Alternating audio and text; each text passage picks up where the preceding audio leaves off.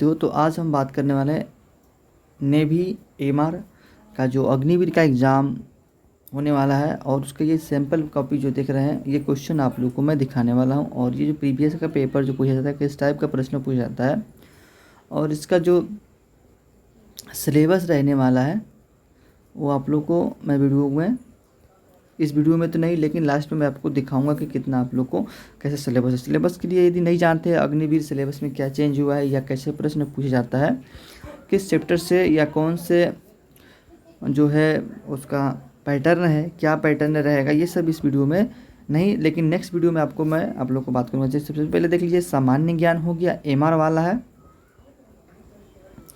और जैसे नीचे करेंगे इसको तो यहाँ पे जो टॉप में लिखा हुआ है ये वाला खंड क से स्टार्ट होगा आपका विज्ञान एवं गणित, मतलब दोनों का इसमें मिक्स प्रश्न होगा। और सबसे ऊपर जो डायरेक्शन जो दिया गया, इंस्ट्रक्शन जो दिया गया है आप लोग को, your question paper score is MR. देखिए ये एमआर का पेपर है, आप लोग का पेपर मतलब किसी भी एग्जाम के पहले एक सैम्पल पेपर दिया जाता है जिसमें आप लोग को पूर्णांक जो होगा 50 होगा, 50 मार्क मिलेगा टोटल, और इसमें 45 मिनट होगा। क्या इसमें नेगेटिव मार्किंग और कितने मार्क्स इसमें मिलेगा, इस सब वीडियो को में देखते रहेंगे। और जिन भाइयों का एग्ज़ाम है navy Agniveer, Indian navy Agniveer 9 जुलाई से स्टार्ट हो रहा है, तो इस पेपर को ज़रूर देखें और अपना जो तैयारी है ज़रूर जांचें कि तैयारी क्या है आपका, कैसे तैयारी है। जी हाँ दोस्तों, तो आइए हम शुरू करते हैं। शुरू करने से पहले मैं कहूँगा कि आप सभी मेरे चैनल पर नए हैं तो आप लोग जो मैं ये रिक्वेस्ट करूँगा कि आप लोग थोड़ा सा शेयर करें, ताकि जिनका भी नेवी एमआर का एग्ज़ाम हो या एसएसआर का एग्ज़ाम हो तो दोनों का जो सिलेबस अलग है, दोनों का पेपर अलग होगा। ये नहीं सोचना है कि इसका पेपर एक ही सेम होगा, ठीक है ना। इसका सिलेबस अलग है एमआर का और एसएसआर का सिलेबस अलग है। तो आप सभी हमारे यूट्यूब चैनल पे वेलकम क्लास 24 से आप सभी का स्वागत है। फिर से मैं कहना चाहूँगा क्योंकि आप सभी मेरे जो इम्पोर्टेंट जो नोट्स वगैरह जो फ्री टेस्ट है आप लोग ले सकते हैं।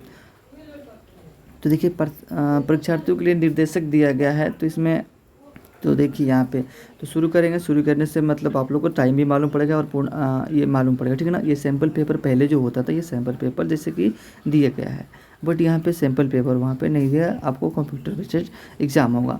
और यहाँ पे आज जो है विज्ञान और गणित, साइंस और अर्थमेटिक्स, तो आज साइंस और अर्थमेटिक नहीं देखेंगे, बट को हम जीके जीएस देखेंगे। जीके जीएस का प्रश्न कैसे बनते ये देखेंगे, ठीक है ना। तो जीएस का प्रश्न बनता कैसे देखेंगे। और यहाँ पे मैं आप लोग को जो सिलेबस था मैंने आप लोग को डिस्कस कर दिया, और इसमें कैसा प्रश्न पूछा जाता है ये सब इस आपको एग्ज़ाम हॉल में देखने को मिल जाएगा।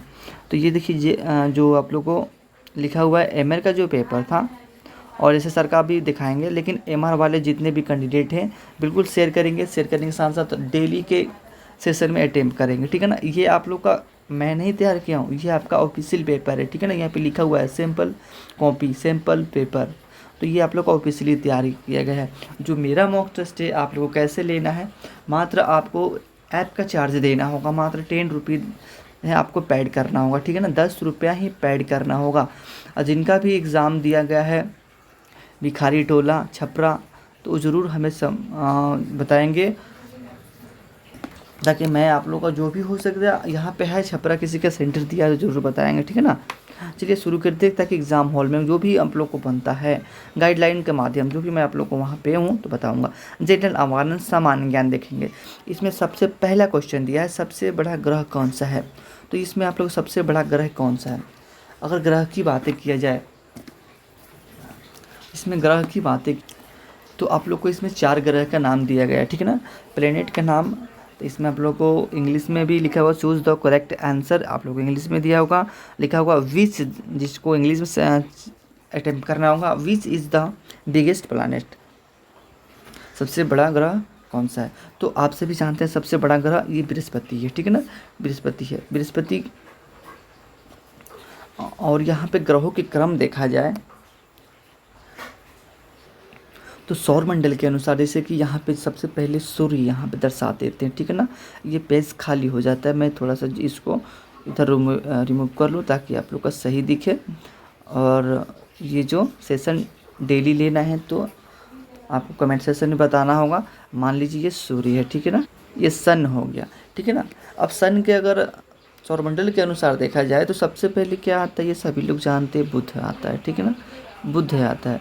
उसके बाद क्या आएगा, शुक्र आएगा, ठीक है ना, शुक्र आएगा। मैं एक दो जहाँ अगर लगता है कि डिटेल्स बताना मैं बताऊंगा, ठीक है ना। शुक्र आएगा, फिर पृथ्वी आएगा, पृथ्वी के बाद मंगल आएगा, मंगल के बाद क्या आएगा, बृहस्पति आएगा, बृहस्पति के बाद क्या आएगा, शनि आएगा, शनि के बाद यूरेनस और नेपच्यून आएगा। ये 4 ग्रह, ठीक है ना। इसे आंतरिक ग्रह कहते हैं, ठीक है ना, चारों ग्रह को इसको आंतरिक ग्रह भी कहते हैं। मंगल ग्रह का क्या है, तो मंगल ग्रह को लाल ग्रह भी कहा जाता है, क्योंकि आयरन ऑक्साइड सबसे ज़्यादा होता है, इसीलिए लाल ग्रह भी कहा जाता है। शुक्र ग्रह को सांझ का तारा, भोर का तारा और पृथ्वी का जुड़वा बहन भी इसे कहा जाता है। अगर जितना फिर सबसे नज़दीकी ग्रह कौन सा है, तो बुध ग्रह है। सबसे बड़ा ग्रह हमने बता दिया। शनि ग्रह के बारे में बात करूं, शनि ग्रह एक मात्र ऐसा ग्रह है जिनके बाहर ये जो बनता है रिंग बना, वलय जिसे बोलते हैं, ठीक है ना। वलय बोलता है किस ग्रह को वलय बना होता है या वलय होता है, वलय जो होता है मतलब गोल गोल रिंग होता है। तो ये ग्रह के बारे में इतना आप लोग को लगता है कि इनफ होगा। और यह अभी जो भी फैक्ट रहेगा यहाँ बताऊँगा, क्योंकि समय ज़्यादा लग जाएगा, इसलिए मैं आप लोग को। अब यहाँ पर नेक्स्ट क्वेश्चन है, ऋग्वेद में किसकी पूजा होती थी। यहाँ पे क्वेश्चन जो है, ऋग्वेद में किसकी पूजा होती थी। तो ऋग्वेद में किसकी पूजा होती थी, तो इंग्लिश में देख लीजिए, who was the mainly worshipped in the Rigveda period. मतलब कहने का अर्थ ये है, ऋग काल में किसकी पूजा होती थी। तो यहाँ पे इंद्र दिया है, विष्णु दिया है, सूर्य दिया है और त्रिमूर्ति दिया है। तो किसकी पूजा होती थी ऋग्वेद में, तो यहाँ सूर्य की पूजा। तो यहाँ पे क्वेश्चन, ऋग्वेद काल में किसकी पूजा होती थी। तो ऋग्वेद काल में किसकी पूजा होती थी, यदि आप लोग को याद है तो आप क्वेश्चन में ज़रूर बताइए, कमेंट सेक्शन में ज़रूर बताइएगा। यहाँ पे क्वेश्चन दिया है, जैसे कि ऋग्वेद काल में आप लोग को देवों की पूजा करते समय, तो इसमें किसकी पूजा होती थी, कौन नंबर जो आंसर दिया है, इंद्र भी दिया है और सूर्य भी दिया है, ठीक है ना। तो सबसे पहला इसमें है तो आपका इंद्र की जो है कौन आंसर, अगर इंद्र नहीं दिया तो सूर्य की, ठीक है ना। तो कौन नंबर आंसर सही हो जाएगा। नेक्स्ट क्वेश्चन देखिएगा,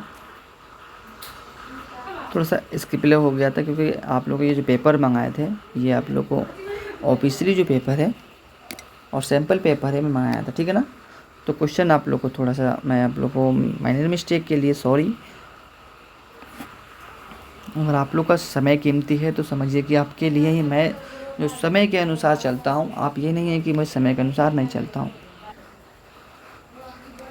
क्वेश्चन, एलोरा का महान ऐतिहासिक स्थल जो 7वीं शताब्दी में उत्तरार्ध का हिंदू देवता को समर्पित है। तो यहाँ में दिया है क्वेश्चन, एक बार और देख लीजिएगा, एलोरा का महान तम ऐतिहासिक स्थल जो 7वीं शताब्दी में उत्तरार्ध हिंदू देवता को समर्पित है, गणेश, कृष्ण, शिव, विष्णु। तो ये आप लोग को शिव जी के लिए, ओके। एलोरा का गुफा है कहाँ, महाराष्ट्र में है।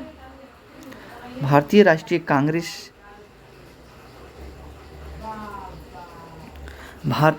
कांग्रेस, थोड़ा सा आप लोग ये जूम आउट कर रहे हैं और आप लोग थोड़ा अपना क्वालिटी बढ़ा लीजिएगा थोड़ा, ताकि आप लोग को स्पष्ट दिखाई दे। भारतीय राष्ट्रीय कांग्रेस गठन कौन सा वर्ष में हुआ था, ये कब हुआ था, किस वर्ष मतलब स्थापना हुआ था। देखिए, भारतीय राष्ट्रीय कांग्रेस की बात कर रहे हैं ना, तो कांग्रेस की जो गठन जो हुआ था, कांग्रेस के गठन अगर ऑप्शन वाइज में कराना चाहूँ तो ये देखिए, 1885 में मुंबई की ग्वालियर टैंक में इसकी स्थापना हुआ था। और कांग्रेस का WBC बोमस चंद्र बनर्जी आप इनका अध्यक्षता कर रहे थे। 1835 ये आप लोग को मोस्ट इम्पोर्टेंट थी, जिनसे भारत में बहुत सारे स्रोत लिए गए हैं संविधान के। 1901 और 1875। नेक्स्ट क्वेश्चन 5 नंबर है, राष्ट्रीय राजमार्ग नंबर 4 को जोड़ती है।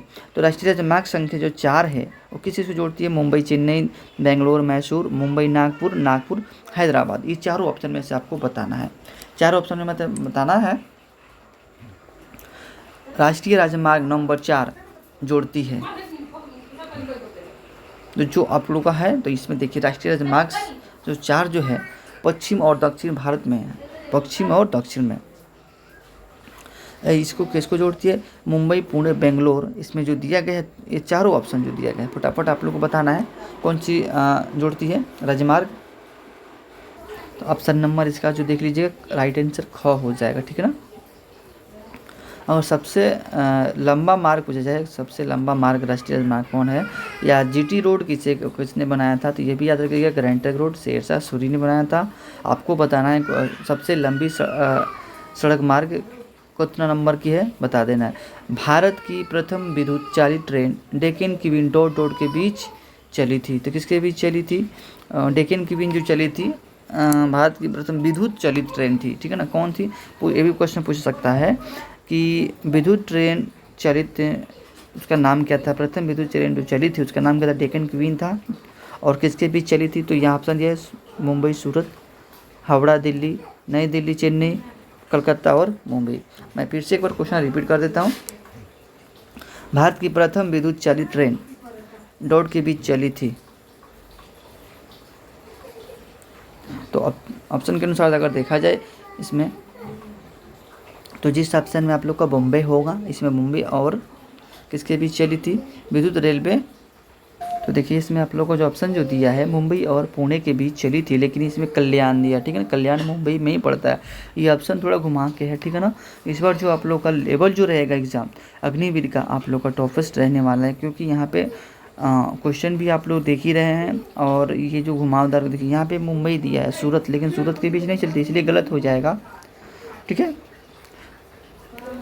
ऑप्शन नंबर जो यहाँ पर 7 नंबर क्वेश्चन देखिएगा, ललित कला अकादमी का मुख्यालय कहाँ स्थित है? तो देखिए ऑप्शन में दिया गया है, क्वेश्चन कह रहा है कि ललित कला अकादमी का मुख्यालय कहाँ स्थित है। ऑप्शन में दिया गया न्यू दिल्ली, चंडीगढ़, पहला ऑप्शन न्यू दिल्ली, चंडीगढ़, पुणे, कलकत्ता। तो ये आप लोग अपने से सोच के थोड़ा बताइए, ललित कला अकादमी का मुख्यालय कहाँ स्थित है। अगर आप लोग का यहाँ पे जो दिया गया है चारों ऑप्शन में देखा जाए, तो देखिए ये ऑप्शन भी एलिमेंट करिए, काटना भी सीखिए कैसे ऑप्शन काटा जाता है, ठीक है ना। तो यहाँ पूछ रहा है कि ललित कला अकादमी का मुख्यालय, तो ये आप लोग का आंसर तो हो जाएगा कौन नंबर, यानी नई दिल्ली, ठीक है, नई दिल्ली। चंडीगढ़ जो पूछा जाए तो लाख और अथी का अथी है मुख्यालय, पुणे, वेधशाला, अलग अलग मुख्यालय, फिल्म सिटी है, अलग अलग सब मुख्यालय है। और बात किया जाए तो ये क्वेश्चन आप लोग को जो देख रहे हैं 8 नंबर जो आ गया, पूछ रहा है कि 8 नंबर सिंधु घाटी स्थल पाकिस्तान में है, यानी कौन सा ऐसा सिंधु घाटी स्थल है जो पाकिस्तान में? तो ये हड़प्पा हो गया, कलिबंगन हो गया, लोथल हो गया, आलमगीर हो गया। सिंधु घाटी स्थल पाकिस्तान में स्थित है कौन सा? तो पहला है हड़प्पा है, कालीबंगा है, लोथल है, आलमगीर है। तो इसमें आप लोग को जो दिया गया है, तो ये हड़प्पा जो दिया गया है कौन नंबर जो है आप लोग का उत्तर हो जाएगा कौन नंबर, हड़प्पा जो है, ठीक है ना। कालीबंगा जो दिया गया, देखिए कालीबंगा जो है काली रंग की चूड़ियाँ यहाँ पे इसके लिए मशहूर है। और यहाँ जो देखा जाए यहाँ पे मोहनजोदाड़ो और हड़प्पा ये 2 ऐसा स्थल है। मोहनजोदाड़ो को मृतकों का टीला कहा जाता था। मोहनजोदाड़ो को जो उत्खनन और करने वाले इनके रिलेटिव जो क्वेश्चन है आप लोग पढ़ लीजिएगा। लोथल एकमात्र ऐसा बंदरगाह है जो सबसे पहले ये डॉकयार्ड जो सबसे बड़ा, और मोहनजोदाड़ो में देखा जाए इसमें अन्नानगर, अस्नानगर ये सब आप लोग शहरीकरण से संबंधित था। दयाराम साहनी और अखिलदास बनर्जी इन दोनों का आप लोग को उत्खनन करने वाले, खोज करने वाले, या तो ये आप लोग को बारी बारी से मैं आप लोग को दिखा दूंगा। इज़राइल अधिग्रहण के विरोध में उदित हुई फिलिस्तीन हिंसा का क्या कहलाता है?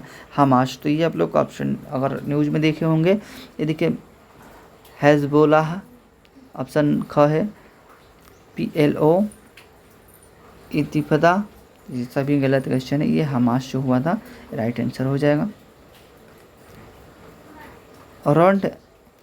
रन्स एंड रूइंस नामक पुस्तक के लेखक कौन है? इंग्लिश में देख लीजिएगा, who wrote book the titled run and runs? Kapil Dev, Imran Khan, Sunil Gavaskar, इनमें से कोई नहीं। रंस एंड रून्स नामक पुस्तक के लेखक,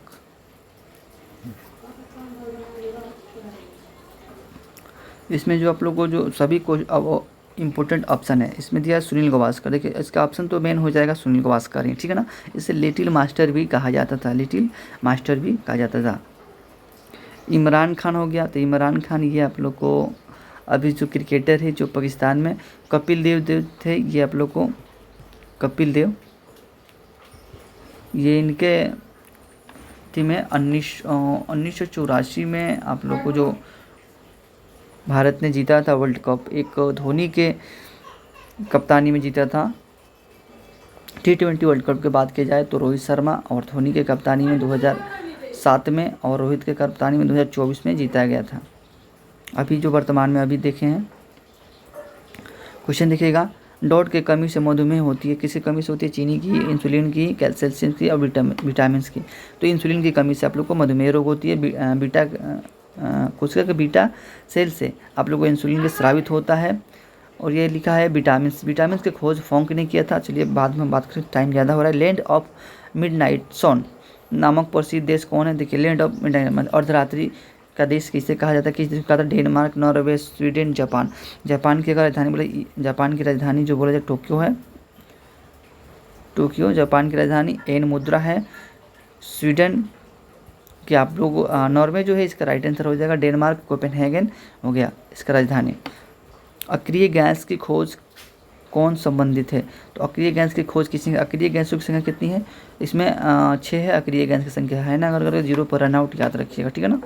आर्गन हो गया, क्रिप्टन हो गया, जेनॉन हो गया, ये सभी आप लोगों को क्या है? अक्रिय गैस है। तो ये आप लोग को दिया गया है क्वेश्चन, जो ऑप्शन है फटाफट बताइएगा। इसमें दिया जो गया है अक्रिय गैस की खोज किसने किया, तो इसमें यही पूछ रहा था, ठीक है ना। अक्रिय गैस इसमें कितने होते हैं? मैं आप लोग को हिंदी में बोले तो हिंदी में लिखवा दूंगा और इंग्लिश में बोले तो इंग्लिश में लिखवा दूंगा, ठीक है ना। तो इसमें देखिएगा, इसमें जो दिया था लेवोजियर जो दिया गया है, जे प्रिस्टली भी दिया गया है और केवेंडिस भी दिया गया। ये सभी जो देखा जाए तो इसमें उसका उत्तर जो राइट हो जाएगा घ हो जाएगा, रैमजे, ठीक है ना। रैमसे लिखा है लेकिन रैमजे वास्तु में है। लेवोजियर साहब जी भी जो बहुत इंपॉर्टेंट इसके खोज है, केवेंडिस साहब भी, लेकिन अभी मैं डिस्कस क्यों करूँगा, क्योंकि अभी आप लोग का क्वेश्चन में पूरा करा दूँ, उसके बाद मैं डिस्कस करूँगा। और आप लोग चाहते हैं कि ऑप्शन वाइज कराएं तो बिल्कुल मैं कल से ऑप्शन वाइज कराऊंगा। एक विद्युत इस्त्री, जितना मुझे लग रहा है कि मैं करा देता हूँ। एक विद्युत इस्त्री में गर्म करने वाला तत्व तो बना होता है, किसके बना होता है? तो इसमें माइनस मार्किंग में बिल्कुल आप लोग गलती ना करिएगा। नाइक्रोम का बना होता है, किसका बना होता है? नाइक्रोम का बना होता है, ठीक है ना। अब मणिपुर की राजधानी क्या है ये आप लोग बता दीजिएगा। अंडमान निकोबार द्वीप की राजधानी क्या है? ये दोनों क्वेश्चन आप लोग को जी मैं छोड़ता हूँ। बाकी ये क्वेश्चन आप लोग का ख़त्म हो चुका है, यहाँ पे जो